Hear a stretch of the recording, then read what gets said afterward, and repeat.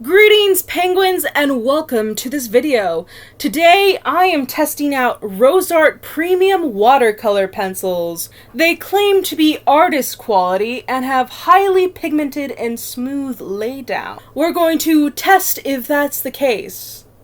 Originally I actually wanted to just test the regular artist quality RoseArt pencils, but I accidentally put the watercolor pencils on my list, so we're testing those, and I'm going to be comparing them with Prismacolor watercolor pencils, which is another artist grade pencils, and see how they stack up. Well, enough dilly-dallying, let us swatch.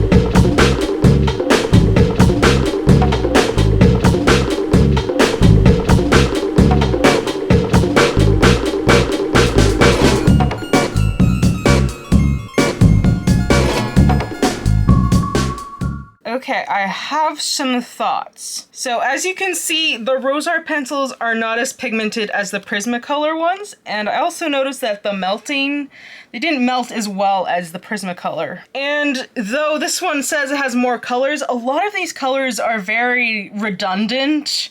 So yeah, the Prismacolor are better than the RoseArt. I will say these are like a slight step up in feel to a cheap watercolor pencil you would buy, but not by much. Well, mildly disappointed, but not by much. It's RoseArt pencils. They are infamous. But let's create an illustration with these. Whew. For the illustration, since it is a mermaid, I am drawing a mermaid. I drew her with a shocked expression. I didn't mean for it to be so like, oh my goodness, she's witnessing something horrific. But that's kind of how it turned out. Which is kind of funny, considering last year when I did a mermaid illustration, I also used watercolor pencils, and the mermaid was about to be attacked by a mysterious creature that was trying to eat them. So maybe this mermaid is reacting to what's happening to that mermaid. A bit dark. It also doesn't help that my color choices for the water was red. And also, as you already have noticed, I'm doing a half and half illustration, half Prismacolor and half RoseArt pencils, to really do a proper comparison. The first half that I just finished was done with Prismacolor, and now on to the second half, where I'm going to be using the RoseArt pencils. In comparison, the RoseArt pencils did not lay down as smoothly as the Prismacolors, but that could just be the harder leads or the extra filler in them since they're not quite as pigmented as the Prismacolor. And I also did my best to color match them as closely as possible, though there are little differences in colors. Finally, adding water to these pencils, the most magical part. And this is where you can really see the difference between the Prismacolor and RoseArt pencils.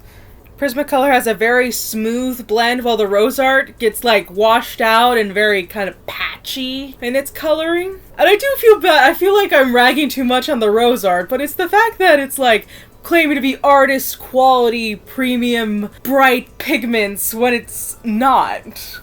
Here's the completed illustration.